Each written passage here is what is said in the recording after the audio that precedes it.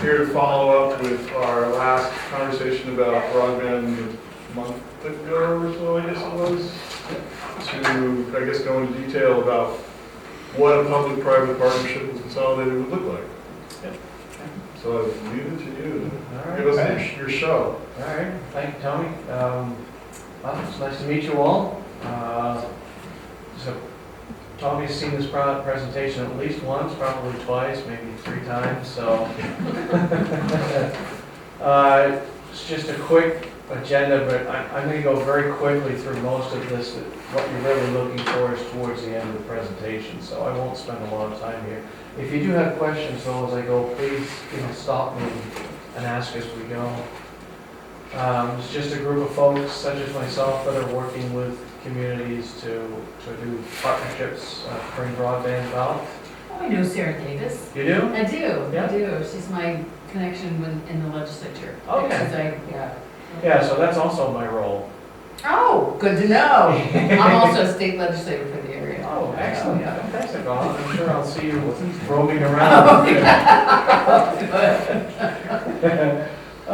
So this is just a quick slide showing, where we are in the country.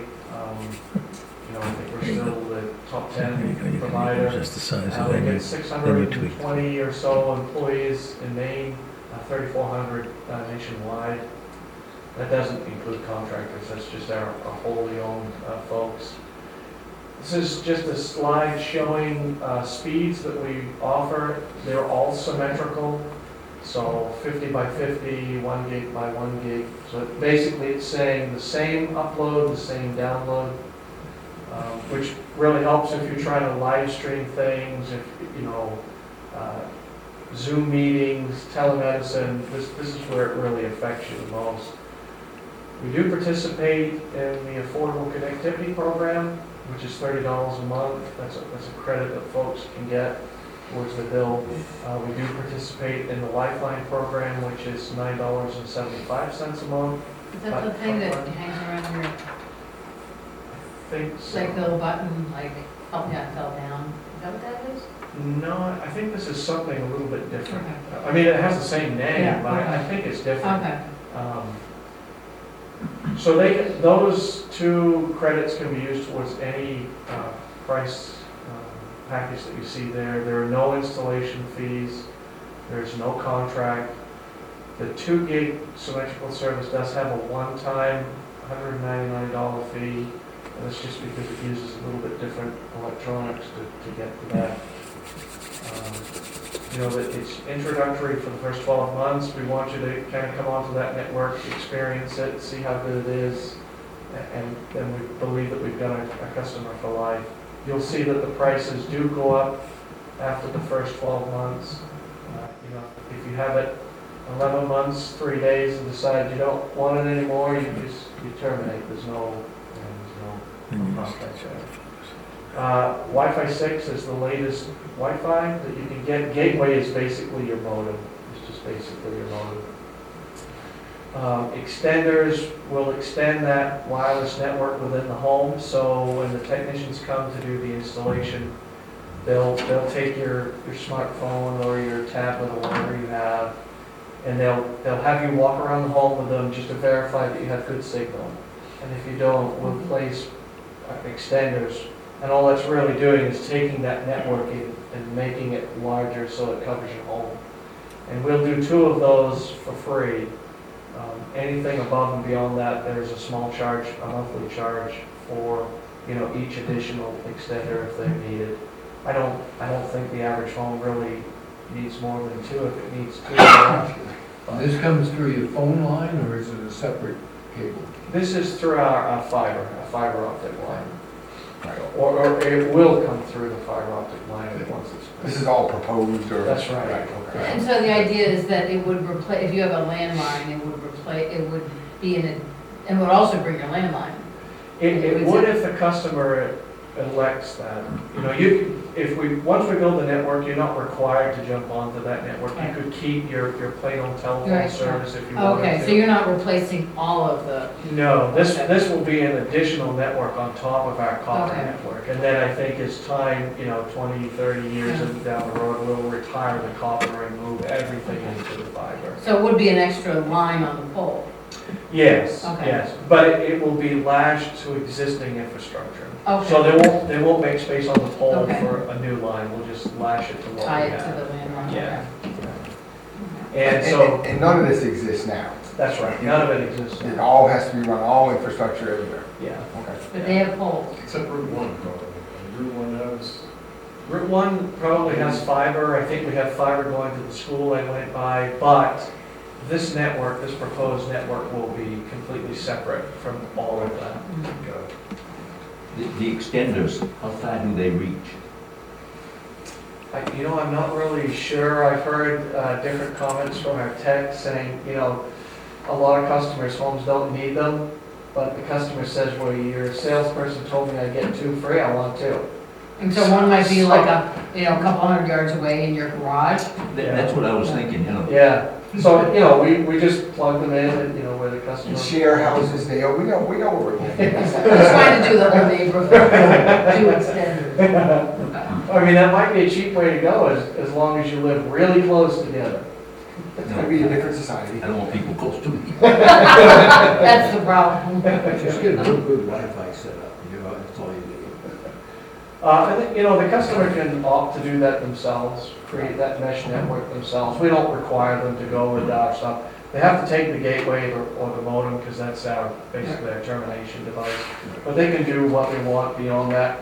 When you're using our extenders, we have visibility to say, if you call up and you said, look, the TV in my downstairs bedroom is not working right, or it's not getting a good signal, we can actually go in and view that. We can't see what you're looking at, we can't record what you're looking at. Yeah, right. But, that's the truth. But we can see that maybe that TV is pulling a really large signal, or it's not pulling the signal at all.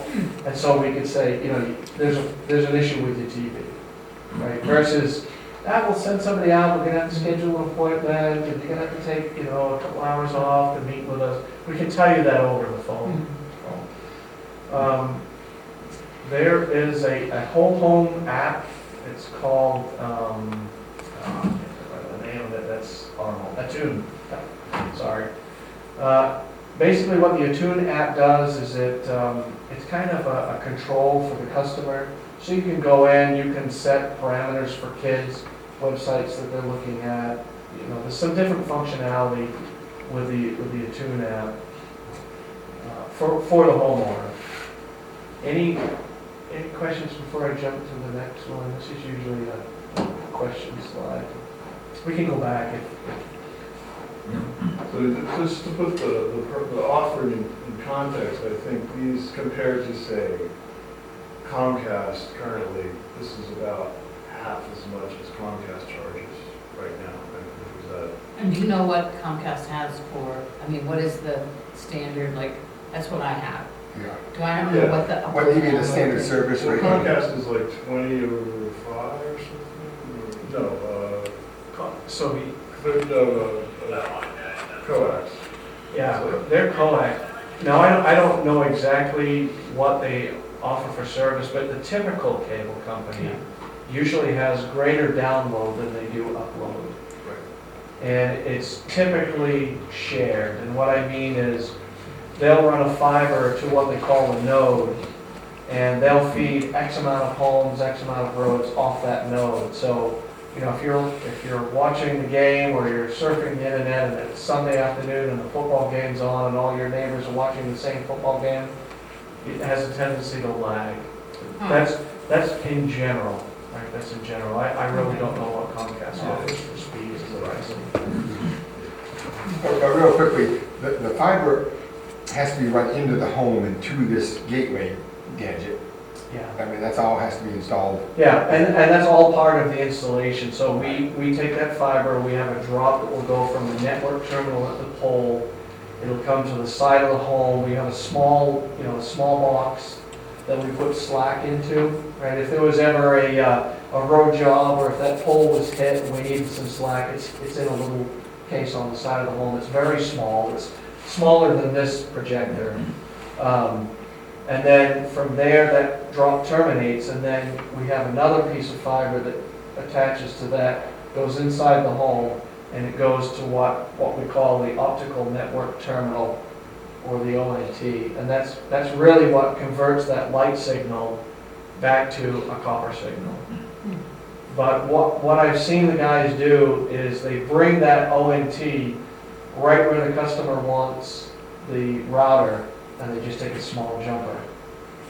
You know, but if you as a customer wanted your gateway over here, and you wanted your router over here, part of that installation process is we would take a Cat6 wire from the ONT to your router, and it's all part of the installation. There's no charge for that. Why wouldn't you want the router and the ONT right next to each other? Well, I mean, typically customers do, but I just mentioned that because, Okay, because you've experienced it. yeah, I've experienced it. I mean, everybody's unique, they all have their own individual, what they want. kind of thing. Everybody wants everything.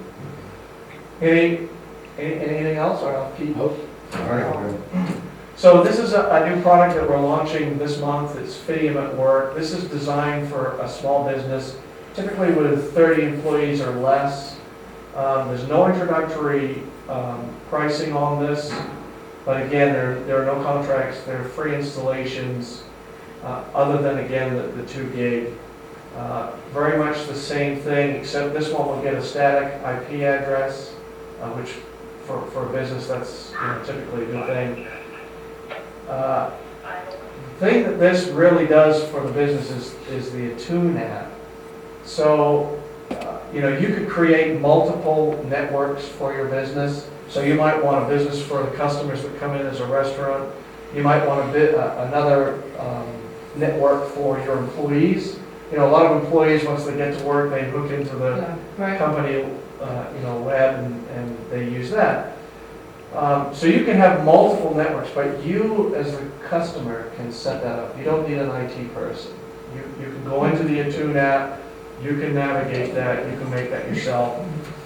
It will also show where people are within your location. It's not Big Brother, but you can kind of monitor movement within your store with the Attune app. Only for your employees. No, Or anything that comes into your store, you'll see. So if you had pots and pans here, and you had pots and pans here, and these were $10 more than those, but those were nicer, and you could see your traffic go there, but you're only selling those, some of that stuff can help you adjust prices. And so the Attune app is really something that's, for this particular model, is really designed for the small business, so that it helps to break them away from needing an IT person so much. So, okay. So, Vetro Mapping is the entity that the Maine Connectivity Authority uses to do their granting. And so basically what that is the next slide will show it. Right, this is what it looks like when you turn on all of the eligible, ineligible. So what all those green dots represent is an eligible location for funding. That's through the Maine Connectivity Authority. So if I say NCA, it's the Maine Connectivity Authority. And so what they're showing for Woolwich is that, and I apologize, it says Dresden. It was the last slide I used, and I got to take Dresden out. But these numbers are specific to Woolwich.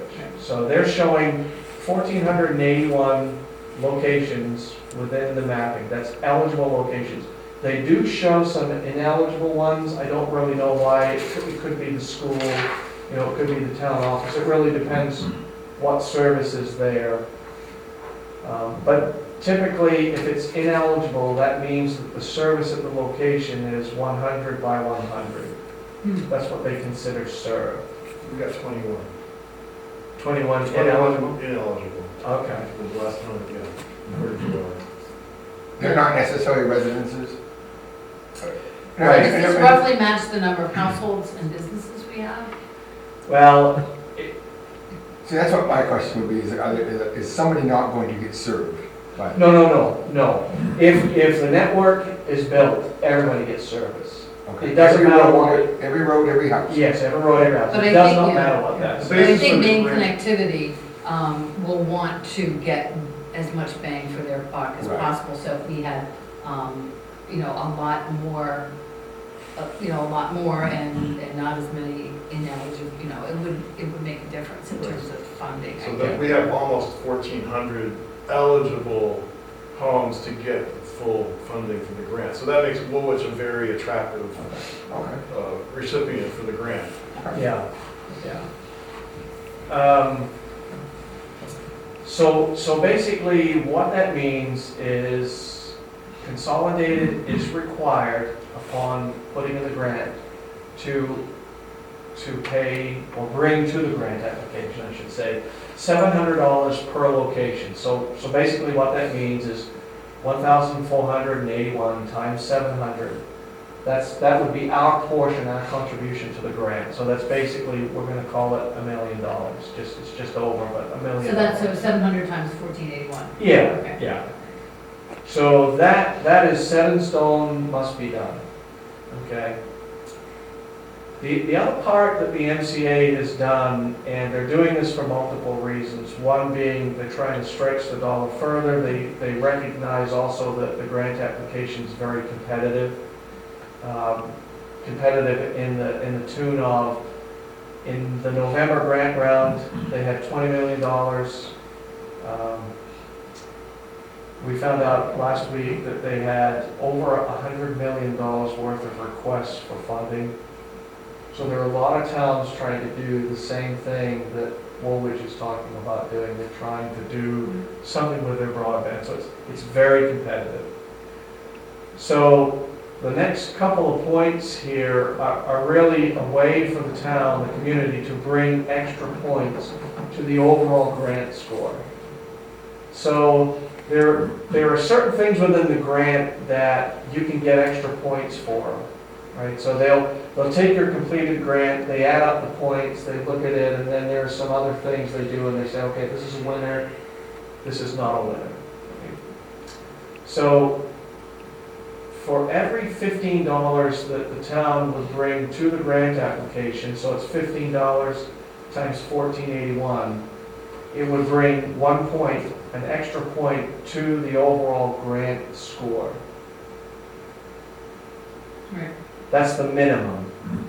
The maximum that the town can contribute is $150 per location, so 150 times 1481, so it's 222,000, give or take. That's the maximum amount of points that the town could bring to the grant application. That would be 10 points.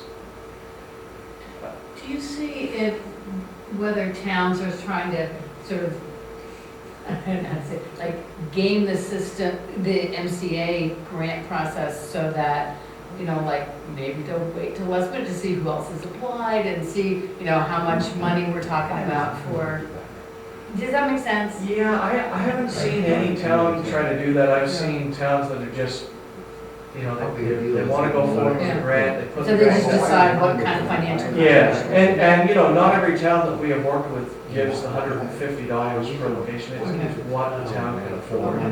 Can you tell us sort of a range of what the towns you're working with? We have seen, you know, a $5,000 contribution.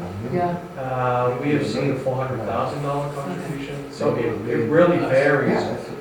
But, you know, the other side of that coin is, if you have a lot of unserved folks in your town, I can't hear.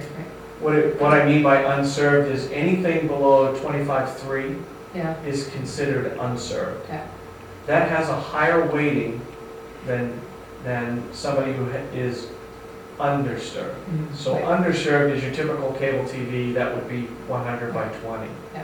So if you had a grant application, in fact, we had one, that was a small region, very, very rural in the state, that they didn't put anything to the grant application. They did not financially contribute at all. But Their level every of address under- in that location was unserved. Okay, And so it automatically Yeah. moved them to the top. okay, yeah. The other grant application that we did was 4 or 5 towns. One town gave a large sum of money, and the other 3, 4 did not. They And just- it was a group? It was a group, yeah. Oh, really? So we basically, we put the grant application in, Yeah, and we do that basically because we got the information, right. right? And there are reporting requirements for 5 years after the network has been built. To So- MCA? To the MCA, yeah. And, you know, once the network has been built, they actually send people out, you know, they'll go into the central office, make sure it's built right. They ride down the road, make sure the fiber's placed, they look at the terminals, they actually open up the terminals, verify that it's right. Drop length, they'll go into the customer's home, they'll verify speeds.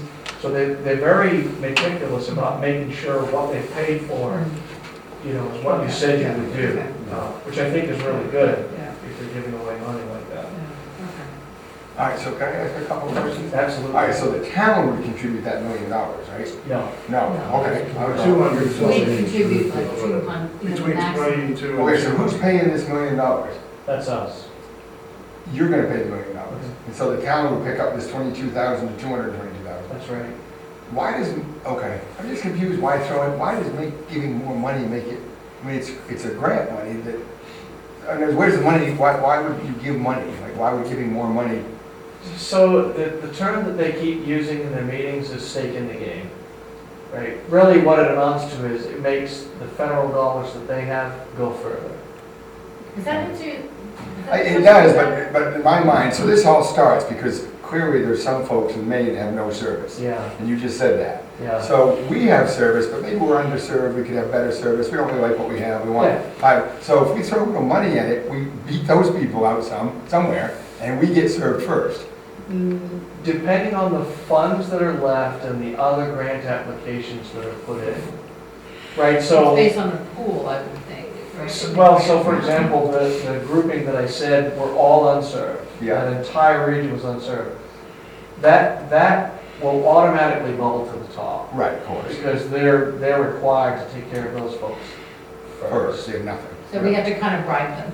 Well, you Well, that's what I mean. know, I'm just what it is it's the town's trying to put, you know, the best foot forward. This is the best we can do, right? And then, you know, I don't know who else is putting in a grant application. I don't know what they look like, right? So, you know, I recommend any town that is looking to do this to put in all that they can. So what is your incentive to put the $1 million in for Woolwich? You obviously get that somehow that It comes would be back. minus the two, whatever we put in. No. No, it's an Okay, addition. but Yeah. So the reason that Consolidated would do that is to build out Woolwich on our own would be really expensive. Of course. To the point where it would really be a question of, is it financially worth it Sure. to do that? By putting in the $1 million, we have capped our costs at $700 a passing. Yeah. That's pretty cheap. Do you run infrastructure only to folks that want it, or is it run anyway? It's run everywhere. No matter what? It's run everywhere. To the house. That's part of the grant. Okay, because you know that you had that question, I'm sure, that, you know, David has cable TV and whatever, and he's like, no, I don't want to do it. Yeah, yeah. So, No one has to leave cable TV, right? If they're and that's the thing, people don't always understand this, right? They think, oh, you build it, everybody will take it. That's not the case. no, I'm sure it isn't. You know, I mean, if you have spectrum and you're happy with the speed, you're happy with the service and the price, you have no reason to leave them. Right. And nor would you probably leave them unless, you know, if I, as your neighbor, come over and say, you know, come check out this speed, it's crazy, right? And you saw it, then you mind. So, if we kick in just the $22,000, how big a deal is getting 1 extra point? I mean, is that worth doing? Yeah, that was the question I said. yeah, It would take 10 times that to get 10 extra points. I mean, Well, I guess I don't understand the point system here. Well, real quickly, he makes a point that I wanted to bring up. If we let's say we kicked in half of that, 5 points, $111,000, and we still don't get anywhere, our money doesn't come back. It never leaves you. It never leaves, it's only if we get the. It's only if we get The the grant, Right, the grant right, right. happens, we would, Oh, okay. We would Okay. write- I just didn't So, understand. yeah, so. We're not sending out $200,000 and say, whoops, sorry, you still. Yeah, right. Oh, you want that check back? Yeah, right. I'm just trying to understand. No, so what would happen is, upon grant approval, right, we would call you and say, hey, we're getting ready to build. I see, You would give half of that when we were ready to build. I see. And then once the project's completed, I would call and say, hey, we're complete, we're ready for the last payment, then you would give. So the money goes to you, it doesn't go to MCA? It goes to us, Gotcha. yeah. Okay. We're committing the funds. and we would have some sort of memorandum with you guys. Yeah, memorandum of understanding, Okay. that's a requirement with the grant for any town that gives funds. Okay. Any town that doesn't give funds, it's basically a letter of support. Okay.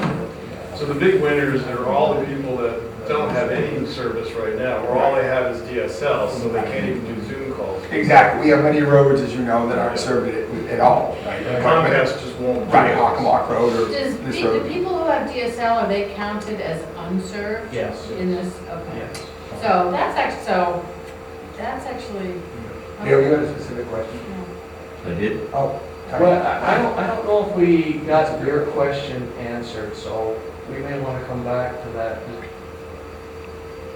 Yeah, I guess I was just trying to figure out the point system here,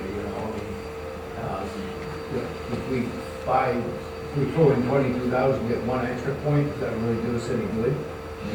And how many, can you go past the 10 points? I mean, if we want to go totally crazy and get 20 points, can we give you twice that? Sounds like this is the maximum, right? So- Well, this is the maximum, Yeah. this is the maximum that would count towards the points. Okay.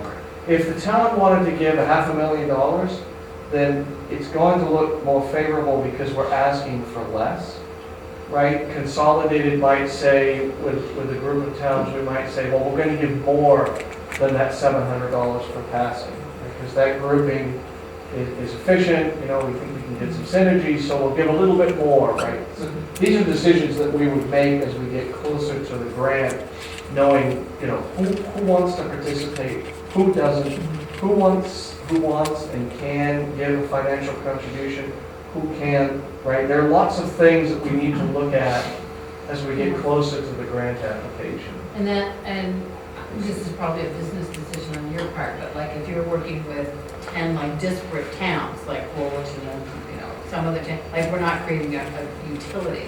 I imagine you sort of figure out like, okay, what could, can the different municipalities kick in and how that affects what you decide to do. Yeah, and that, we'll have to know that before we move forward with the grant, right? From the town's perspective, there's really a couple of questions that you need to get an understanding on. One, do you want to participate with Consolidated Fidium? It's not required that you do, right? There are other folks out there that are offering internet as well, so you need to look at that. The other thing, in my mind, that's the most important is what can you contribute?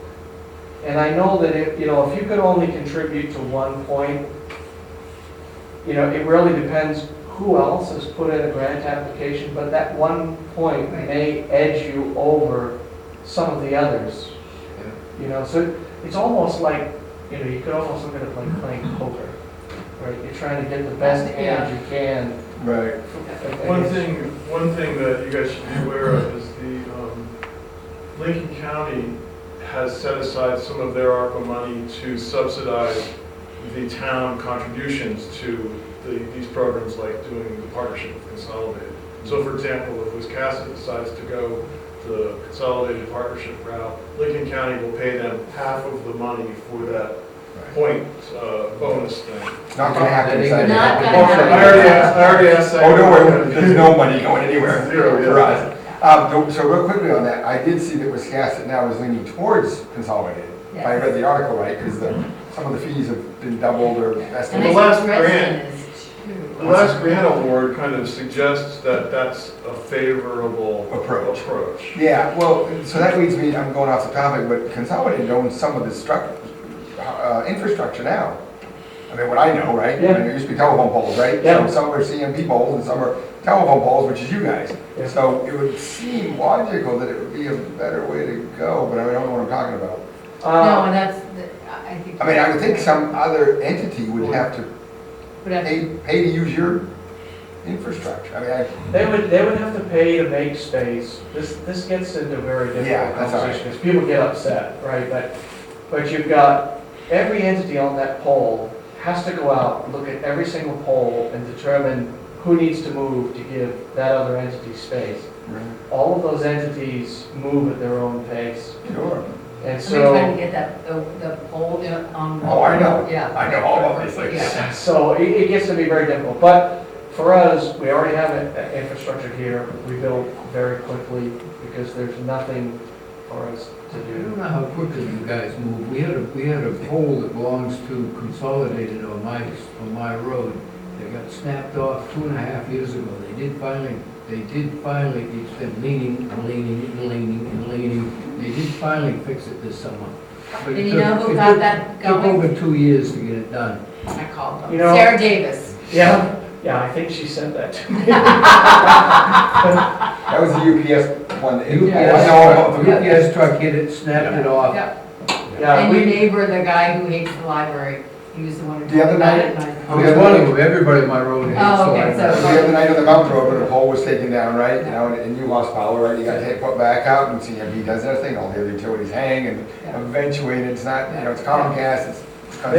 there is no good communication between utilities. No, we know that. If CMP goes out to replace a broken pole, we don't necessarily know that they've done that. Yeah. And so typically what we get is a customer who calls into the center and says, you know, the wire's down. So we'll send a repair truck out in a pickup truck when we need a line crew to put the cable back onto the new pole. So Is that something that maybe the Pushing down his conversation, is wire that right something now, that it's the just legislature nothing. can help with, sort of maybe that better communication?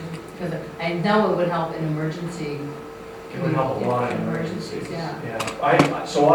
In my former life, I was a construction supervisor. That's where I spent the bulk of my career. So I started as a lineman, I did a little stint in installation and maintenance, some time in markout, and then I started managing construction, I started managing installation and maintenance. And, you know, back when I first took the construction job, you know, CMP was fantastic. You know, they would call you, they would, you know, let you know you've got this, because they're generally the first people on the scene. Right. And then we would work together, right? I would say, well, look, I'll go to Pittsfield, I'll set everything you've got in Pittsfield, whether it's ours or yours, doesn't matter. We'll set it. You know, if you're gonna go here or there, set everything there, let me know what you've done, you know, and we would piggyback like that. Now, or when I left, probably close to 2 years ago, you know, it was a struggle to say, could you just give me an Excel spreadsheet so I know where you've been? Yeah. I think as a result of the 2017 storm, there actually was legislation that passed that requires CMP to contact county communications. And I think we just did something that would add you guys to that, other, you know, people with holes in Utilities, infrastructure. yeah. But that, so, Okay. all right, sorry. Sorry about that. Yeah. That's why Long driveways, let's move on. So if There are some long driveways in our town. To kind of piggyback on what David said, so the line will go down his road. He doesn't have to sign up for it, but could he later? Yep. Okay. Yeah. So I put this in the slide because it's always a question. And the typical question is, you know, I'm 8 sections off the main road, and cable TV is telling me it's gonna be $15,000 to hook that service, right? That's what I get, typical question. So we just need a path. As long as there's a path there, the installation is free. So if you had a pole line there that was 9 sections to your home, as long as we can use that pole line, installation is free. If you have a conduit going from the house to the pole, and it truly is a conduit that's going all the way, and not just a conduit here, direct buried here, and there's space for us, we'll use that conduit. If that conduit is plugged or full, or it's direct buried, we do have a program that we offer And basically, it's a micro trench with a fiber built into it. We do 250 feet of that for free as part of your install. But it doesn't mean that it's, here to here necessarily. We can't go through ledge, we can't go through stumps, swamps, Concrete foundations. concrete, To the ground. What do you mean you can't go through that 8-foot diameter What is your typical depth, 18 inches? Septic tank. And you're about 18 inches? Yeah. And, Little septic tank. yeah, right. But you see the hybrids, I mean, it's like Right, really but, tiny. right, but utilities 18, I'm in the dirt work business. Yeah, But yeah. 18 inches, you probably don't want to go across paved driveways and, No, we will bore under them. Oh, Typically okay. try to bore under them. Wow. It's cheaper than trying to mess with the Yeah, driveway right, and, yeah. people get upset. And so we would typically do that. But I guess my point would be that the first 250 feet is free. Everything after that is $2 a foot.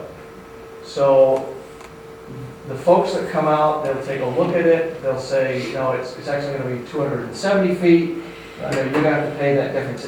And the customer's gonna say, well, I measured it, it's 249 feet from this pole to where it hits my house.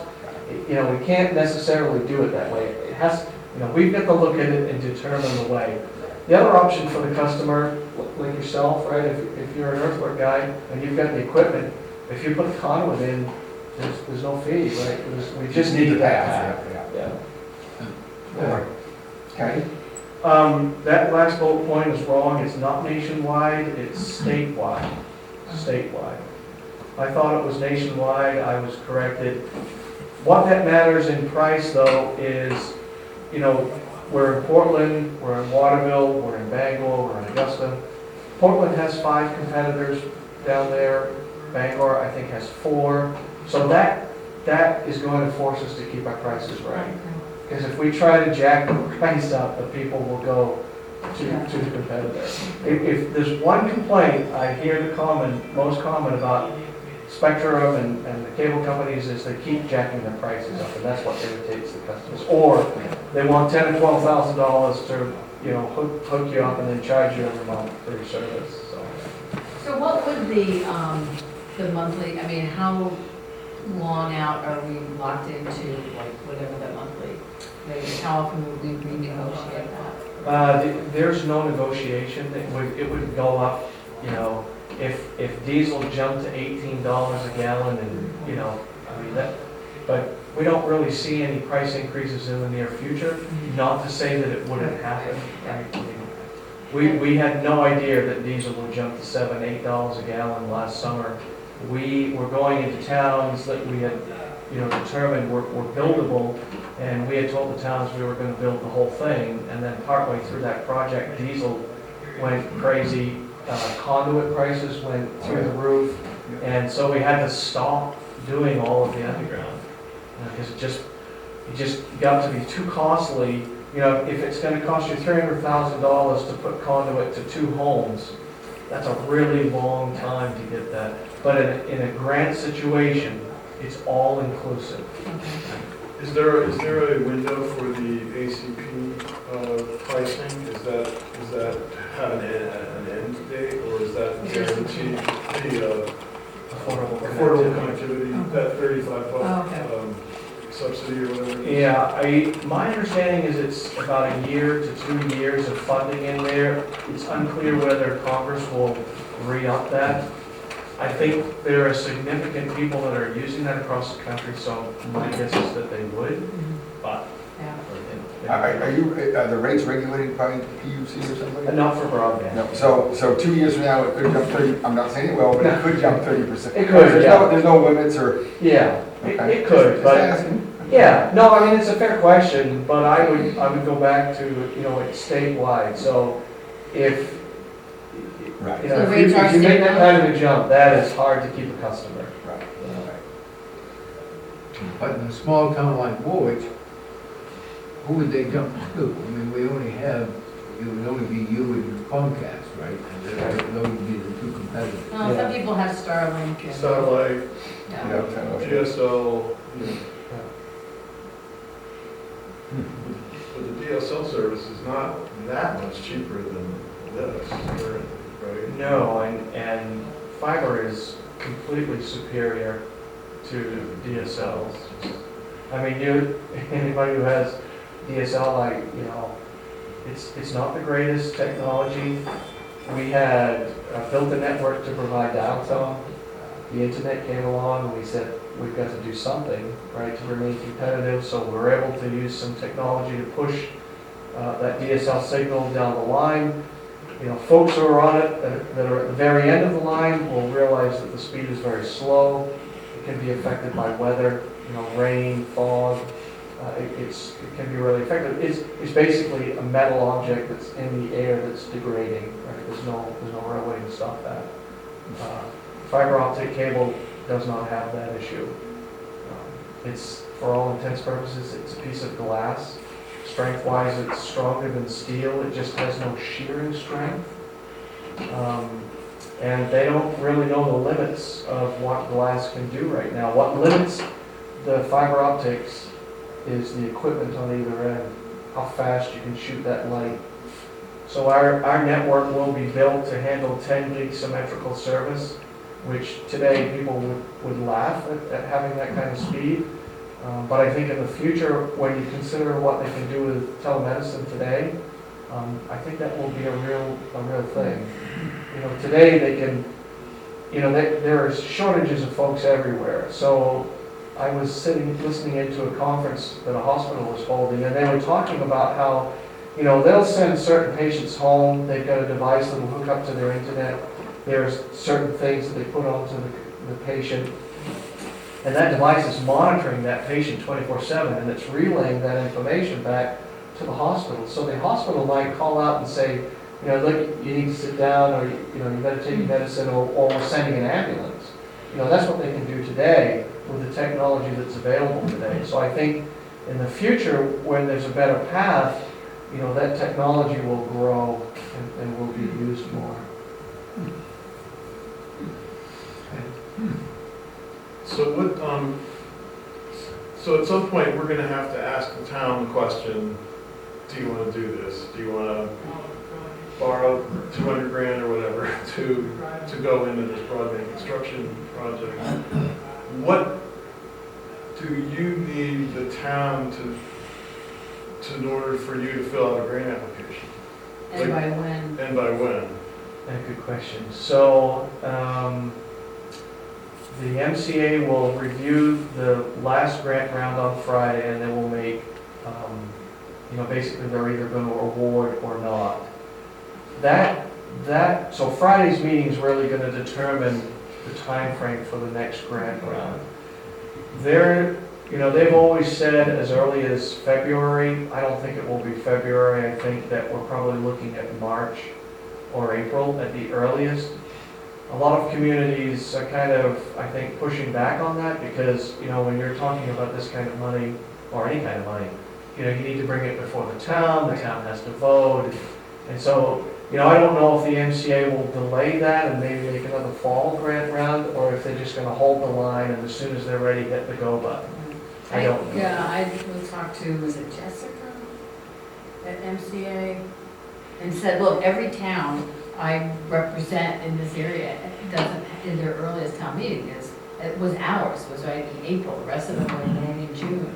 And what she said was basically like, I don't know, I sent you that email, sort of like, don't pay attention to the deadline because we'll be, sort of a, we'll be doing these, even if you don't make it that hard fast deadline, like, you should still submit it, which seemed kind of weird, but.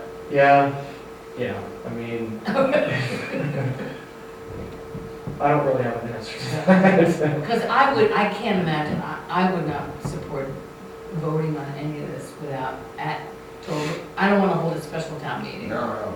right? No. So is there more grants coming down the highway? There are more grants coming down the highways, so this particular grant round is coming from the ARPA funds. Yep. The next set of monies will come from the BEAD funding. What's that? Broadband, equity, digital, that was my best. Yeah, okay. And when is that, a year or 6 Well, months? it could be as early as, the latter part of this year, or the beginning of next. It is, again, a large chunk of money. I think it may be a little bit more difficult to get. And is it based on this same thing, or none of this would apply? I think it's gonna change a little bit. Yeah, so this whole point thing, we don't know what those, So this broadband summit that we went to last month, the big one of the big takeaways from that about the BEAD funding versus the ARPA funding is the parameters for what kind of house or what kind of location is good for the grant application is going to change. So Woolwich will fare much more poorly under the criteria that's going to be applied under the BEAD funds. Yeah. So the ARPA fund one is our best chance of getting a grant at all. That's kind of the.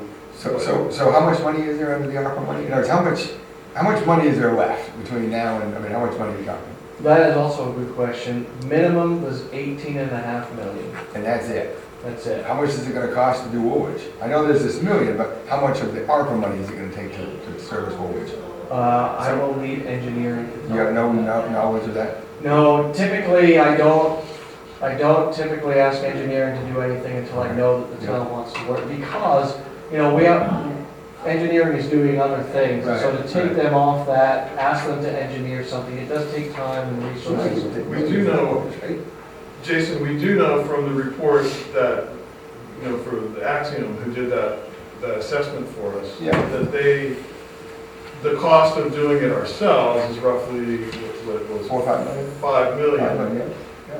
But Consolidated is costing presumably a lot less than that because they already own the poles and they have the infrastructure, so it's probably, you know. I guess what I'm It's thinking probably like was, 3 or 4 million or so there something. may only be 3, 4, 5, 6 towns that there's enough money to do?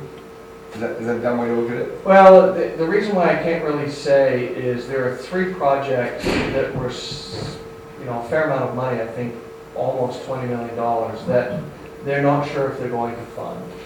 And so if they deny that, that will roll back into The next. the 18 Add more. that we know is left, and so, and then, you know, they do have a little bit of money that has been given them, you know, 5 million here, you know, a few million there, right? They may, and they also have a couple of other programs that they may elect to pull some funding from. You know, they had 20 million this time, and they saw the value in spending almost 50 million, so. The other dumb question, you can't apply contingent upon the town giving that money. In other words, it looks like it wouldn't happen until 2024, right?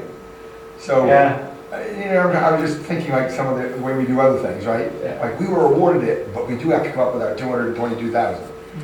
Right. We don't have to give that money for another year and a half, right? Right.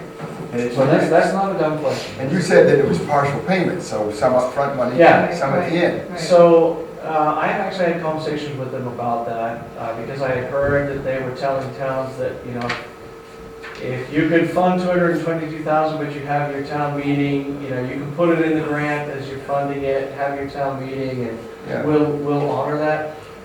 Yes, they will honor that, but it has to be relatively close to the grant realm. So you couldn't, you know, Oh, the I grant. see, we couldn't do it like next month and then, Right. Right, Well, your town meeting couldn't be in, like, I'm just gonna say November, No, right. and, you know, we're applying for a grant in April, saying, yeah, we're gonna get that. Well, Yeah, we'll get it. you know, but you see what I'm getting at, though, we could say, yeah, put us down for the 222,000, go Yeah, ahead. yeah, we're If good we for get it. it, we're having our town meeting in April, you said no payment takes place though until start. Right, but what happens if you don't get it? right, if they turn it What happens down. if the town says, no, I don't think so? Well, nobody's owing anything, your money's gonna roll back like you just said. I don't know. Well, I'm just thinking. I don't think the MCA would, But all right. yeah, I don't think that would, I think we should ask them though. I mean, I think I think it's a fair that's question. a really good question because it seems like a viable path to say, let's, you know, to have the select board say, we agree that we're gonna put this warrant on the next town meeting or this article on the next town meeting. And then if it doesn't happen, then we just have to, you know, not accept the grant. Right, but it's only if we raise it, yeah, so he just said that some of this $20 million for these other towns, it may not happen, may roll back, you may have 38 million, whatever, right? yeah. Picking numbers here. So I'm saying the same thing. You're saying you don't need any money until 2024. You don't need any money from us in hand, and it's only half in 2024. Is that right?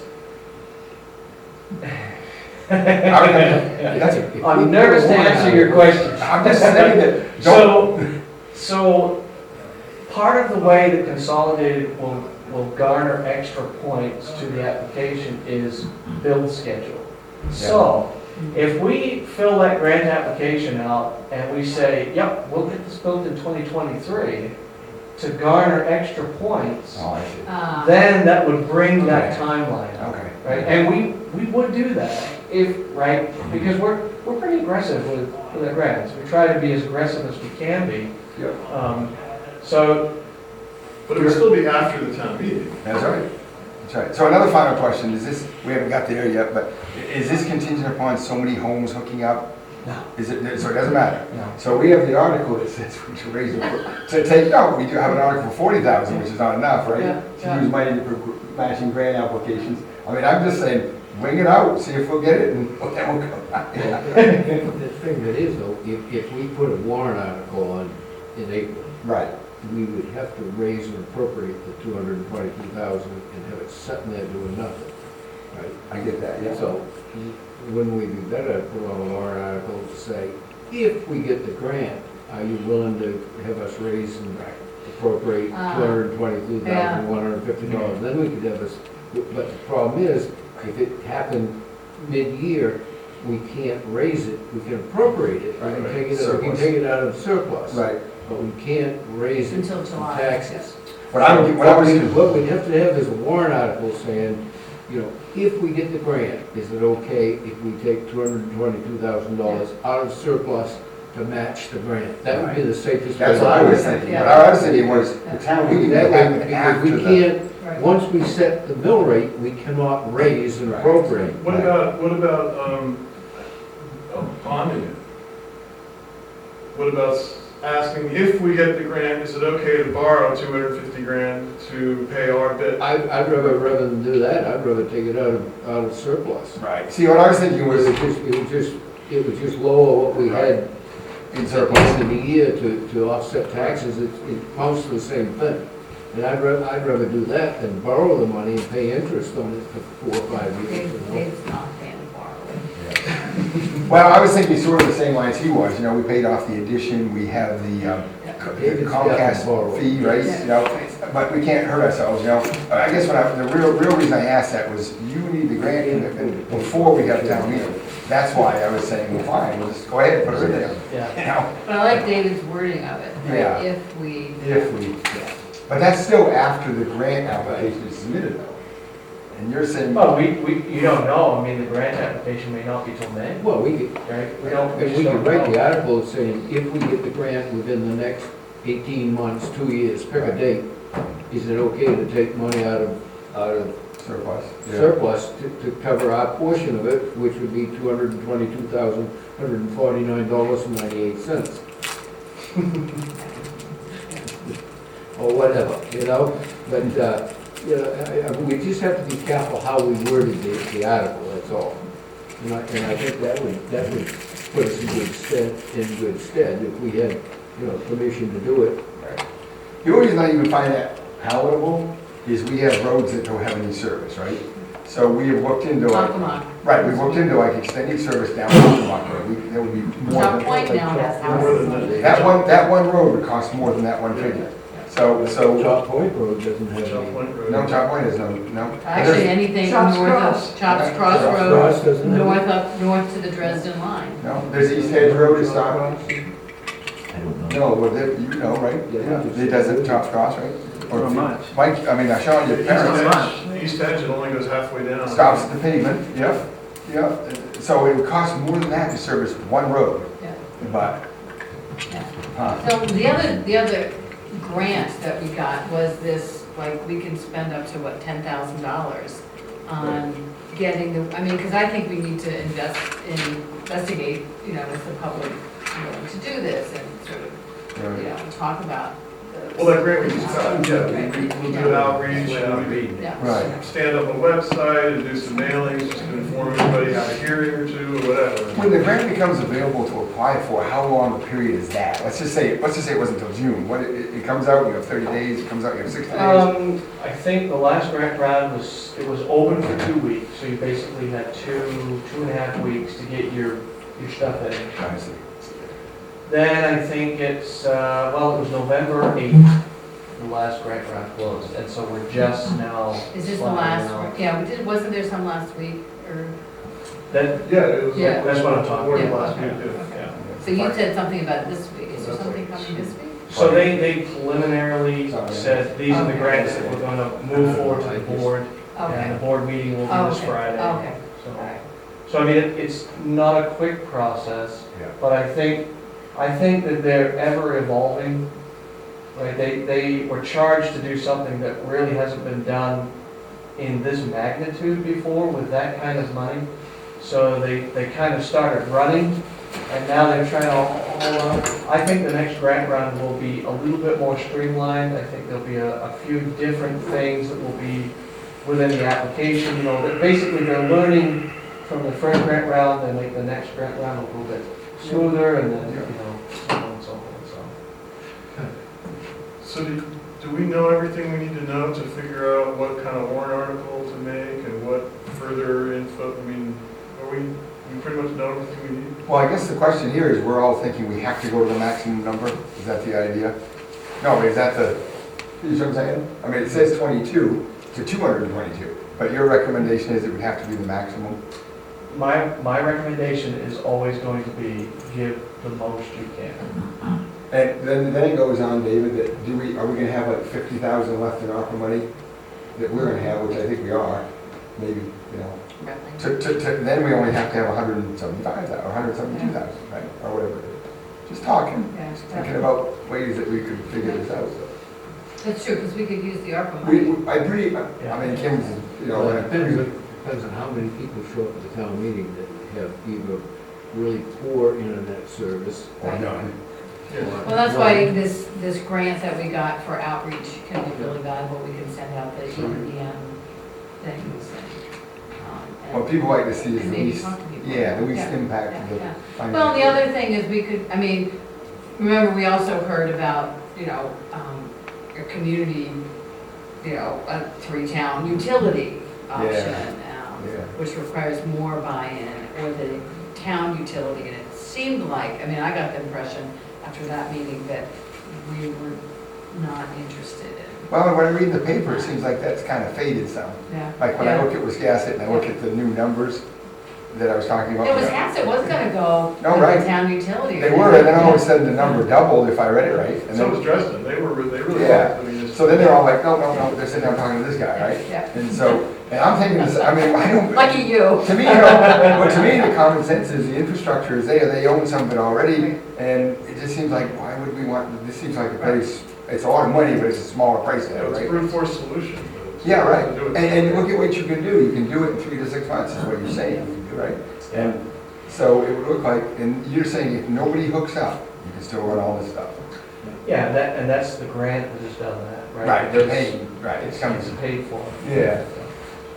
But another way to look at it too is, Central Maine came to us and said, you guys are getting $222,000, we'll run a power line over the so-and-so's house. Right, How many people in town will vote for that? right, right. A lot of people will look at it, hey, this is a private company, they're gonna make money on this deal, why should we subsidize? Absolutely. But it's all, but the flip side is it's bringing a much better infrastructure, right? And it's gonna serve, it can serve everybody. You don't have to do it, but it's there too. Yeah, this is really a future-proof network because it's the electronics that we will swap out as we use them. Thank you. Thanks, Very Lou. much. I really appreciate That it. was really informative. Any questions? Tommy has got my contact information, feel free to send them along.